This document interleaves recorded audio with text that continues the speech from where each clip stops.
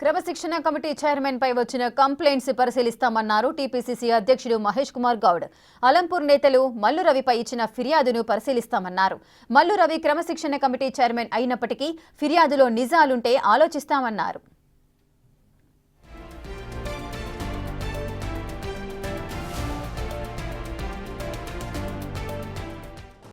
ఎమ్మెల్యేస్కి మంత్రులకి మధ్య సహేత ఉండాలని కోరుకోవడం తప్ప ఎవరి మీద ఘాటుగా విమర్శలు చేసినట్టు సందర్భం జరగలేదు.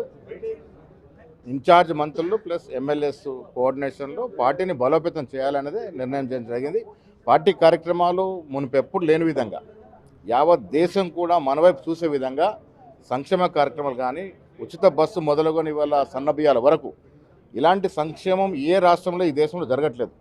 దాంతో అభివృద్ధి కూడా విద్య, వైద్యం, విదేశీ పెట్టుబడులు 1,75,000 కోట్ల విదేశీ పెట్టుబడులు, 60,000 ఉద్యోగాలు, ఇలాంటి కార్యక్రమాలు ఈ దేశంలో ఎక్కడ జరగలేదు. అన్నిటికీ మించి యావత్ దేశానికే రోల్ మోడల్గా తెలంగాణ మారింది. ఇవాళ కుల సర్వే చేయడం అనేది రాహుల్ గాంధీ ఆశయాన్ని రేవంత్ రెడ్డి గారు పరిపూర్ణంగా ఇంప్లిమెంట్ చేయడం ఇది ఇవాళ దేశానికి దిక్సూచిగా మారింది. ఆ కారణంగానే మోడీ గారు అసలు కుల సర్వే సాధ్యం కాదని చెప్పినటువంటి రాజ్నాథ్ సింగ్ గారు, గడ్కరీ గారు మాటలు పక్కన పెట్టి మోడీ గారే స్వయంగా కుల సర్వేకి ఆదేశించడమే కాకుండా గాంధీ భవన్లో టీపీసీసీ అధ్యక్షులు ఎమ్మెల్సీ మహేష్ కుమార్ గౌడ్ అధ్యక్షతన మహబూబ్ నగర్, నాగర్ కర్నూల్, వరంగల్ పార్లమెంటు నియోజకవర్గాల సమీక్షా సమావేశాలు జరిగాయి.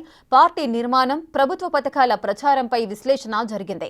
రేపు సాయంత్రం 4:30 గంటలకు కరీంనగర్ పార్లమెంటు నియోజకవర్గ సమీక్షా సమావేశం ఉంది.